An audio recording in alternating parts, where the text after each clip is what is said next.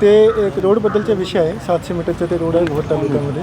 तर त्या ठिकाणचा रोड जे आहे ते PMRD आणि जिल्हा परिषदचे निगडीत रोड आहे. त्याच्या अनुषंगाने मॅडमने ते दोघंही विभागाला त्याच्या मागणी पाठवली होती आणि ते दोघंही विभागाचे आमच्याकडे आता रिप्लाय पण आलेले आहे. तर ते रिप्लाय आता आम्ही सबमिट आमच्याकडे झालेले आहे आणि त्याचा जे रिप्लाय आहे ते मॅडमकडे आता आम्ही सबमिट केला होता. मी मध्ये आता इकडे पत्रकार भवनमध्ये बरेच दिवसापासून नियोजन केलं होतं, तर या ठिकाणी आम्ही आलेलो आहोत.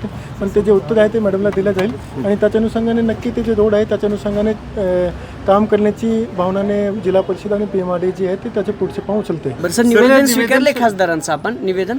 हा, निवेदन तर त्यांनी आधीच आम्हाला दिलेला होता.